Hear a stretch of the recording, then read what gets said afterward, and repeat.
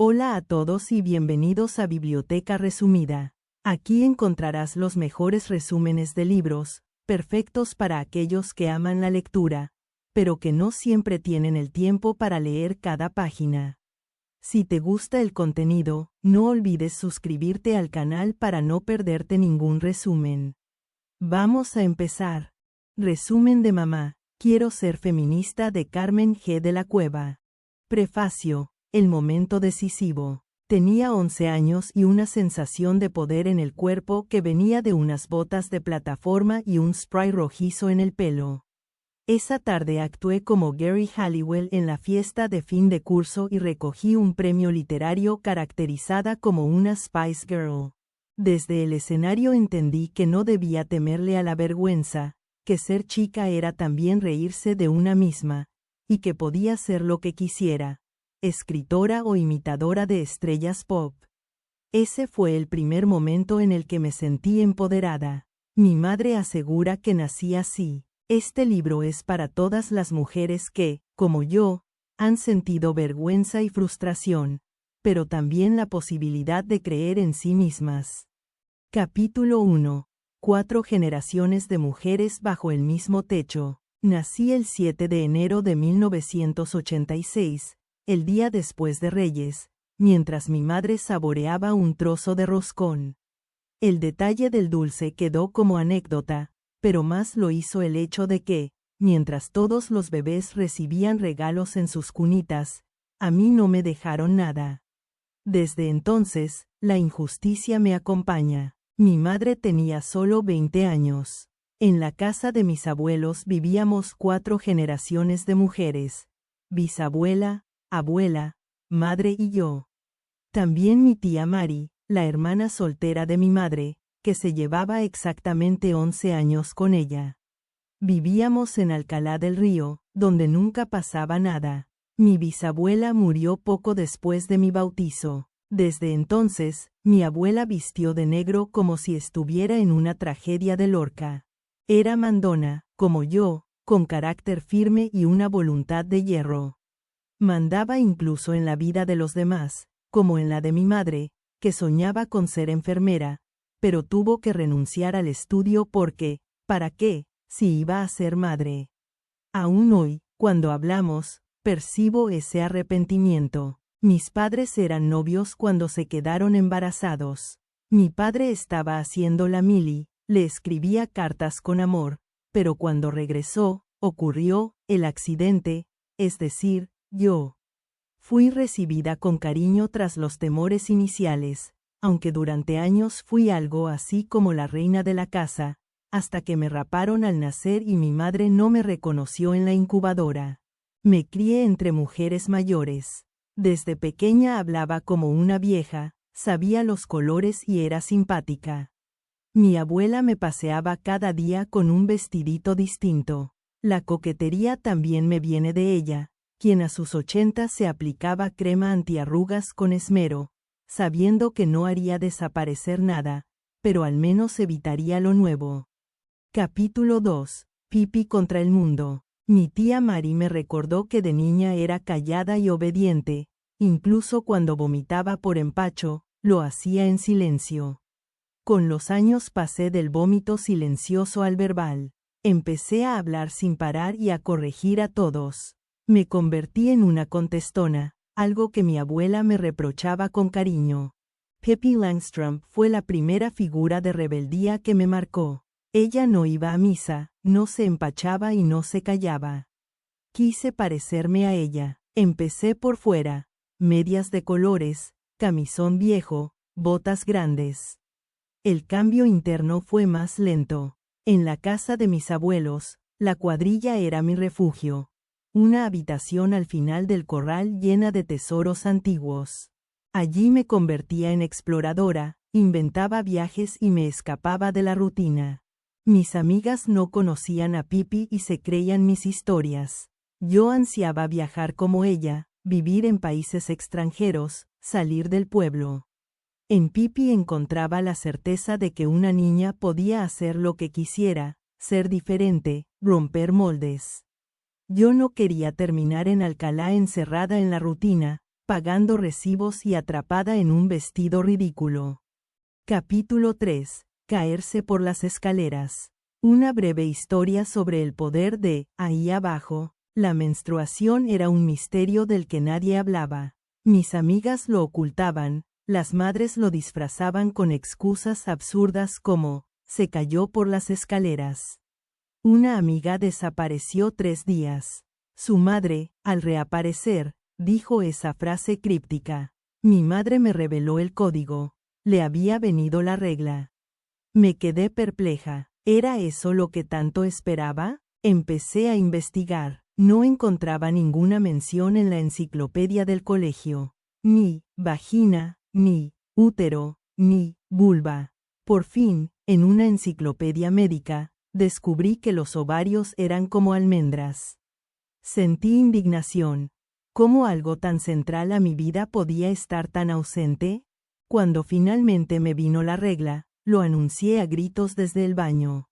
Lo hice sin vergüenza, aunque no había compresas en casa, y terminé yendo al instituto con una compresa de mi abuela, de esas gruesas que parecen pañales. Desde entonces, la menstruación se convirtió en una batalla entre lo que se debe ocultar y lo que hay que reivindicar. Leer a Germaine Greer me hizo entender lo lejos que estamos de reconciliarnos con nuestros cuerpos. Capítulo 4. Soy gorda y siempre lo seré. No recuerdo el momento exacto en que supe que estaba gorda. Fue progresivo, hasta que la mirada de los demás me lo confirmó. En el colegio me llamaban butifarra. Busqué el significado en el diccionario. Embutido. No entendía el insulto. Lo doloroso era que venía de un chico que fue mi amigo. Me insultaban en grupo. Me culpaba por no moverme, por comer mucho, por no ser como las demás. En casa, mi padre me llamaba cariñosamente, gorda de las papas. No sabía si me molestaba o no. Me miraba al espejo y me veía feliz. Pero el entorno insistía en señalarme. En una foto de excursión escolar, aparecía con un bañador rosa. Mis amigas me señalaron como la más gorda. Entonces comprendí que la palabra no era neutra, era un arma. Durante años no encontré un solo personaje femenino gordo en la literatura con el que identificarme, hasta que leí a Kathleen Moran. Ella hablaba con honestidad, con humor, con rabia. Me enseñó a repetir la palabra gorda hasta quitarle su poder destructor. Y lo hice, gorda, gorda, gorda, gorda, hasta que dejó de doler. Entendí que era una etiqueta social, una carga que otras me ponían, pero que yo podía resignificar. Cuando me diagnosticaron hipotiroidismo, pensé que ya tenía una explicación científica para mi cuerpo. Pero seguía siendo gorda, y aprendí a vivir con ello, a escribir desde ahí, desde esa verdad, sin esconderla más. Capítulo 5. Mi consejo para todas: vale la pena volar. En 1986, el año de mi nacimiento, también se conmemoraba el centenario de la muerte de Emily Dickinson y se inauguraba la Biblioteca del Pueblo. Durante años creí que en el mundo había pocos libros, hasta que descubrí ese edificio en lo alto del mercado. Un concurso de dibujo infantil me llevó por primera vez a la biblioteca. Dibujé la puerta del Congreso y gané una colección de cuadernillos sobre la historia local. Desde ese día, la biblioteca se convirtió en mi refugio. Era un universo ordenado donde podía ser todo lo que quisiera. Leía de forma desordenada pero apasionada. Me sentía parte de un linaje de mujeres lectoras, aunque en casa no lo fueran. Empecé a salir a la calle con libros, cuadernos, periódicos. La lectura se volvió mi sostén, mi vía de escape. Nunca he dejado de llevar varios libros en el bolso, esperando encontrarme con alguien más que lea como yo. La biblioteca fue mi torre de defensa, mi templo, porque lo único que tenía eran los libros. Y eso, a veces, era más que suficiente. Capítulo 6. Las muchachas que esperan nunca se casan. En el instituto, con 13 años, hablábamos del futuro como si ya estuviera escrito. Casarnos con chicos del pueblo, vivir cerca de nuestras madres, tener una boda de blanco. Nadie imaginaba otra cosa. Para nosotras, criadas en una cultura donde, arrejuntarse, era pecado, el matrimonio era la meta. Pero algo cambió el verano en que fui a Madrid con mis abuelos. Era la primera vez que salía de Sevilla y descubrí que había un mundo más allá. Decidí que nunca me casaría, que viviría en Madrid. Creía que evitar el matrimonio era también evitar quedarme atrapada en el pueblo. A lo largo de mi vida amorosa, mi madre ha sido mi brújula. Siempre me dijo la verdad, incluso cuando dolía, en especial sobre un novio que no me convenía, un amor tóxico que me dejó la autoestima hecha pedazos. Y sin embargo, seguí repitiendo patrones. En el amor, como en la vida, tropezar era parte del aprendizaje. A veces pensé que no había sido lo suficientemente lista para querer bien, para elegir mejor. Pero también comprendí que aprender a estar sola, a cuidarme, era parte de mi camino feminista. Capítulo 7. En defensa del error. Aprendiendo a ser feminista. Durante mucho tiempo, sentí que no era lo bastante feminista. No conocía los nombres, no había leído todos los libros ni sabía cómo actuar en cada situación. Me preguntaba si mis elecciones personales me alejaban del feminismo, si enamorarme o depilarme era una traición al movimiento. Empecé a entender que no había una única forma de ser feminista leyendo a mujeres que hablaban desde sus propias contradicciones. Encontré a Virginie Despentes y su relato sobre la violación que sufrió, a Kathleen Moran riéndose de sí misma, a Simone de Beauvoir escribiendo sobre el segundo sexo.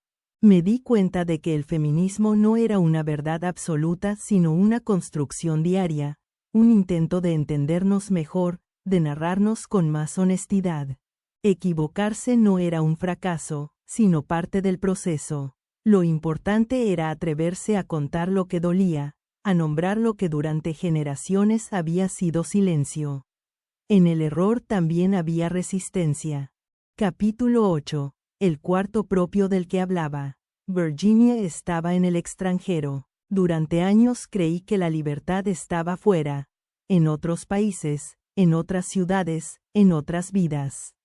Me fui a Londres buscando empezar de nuevo.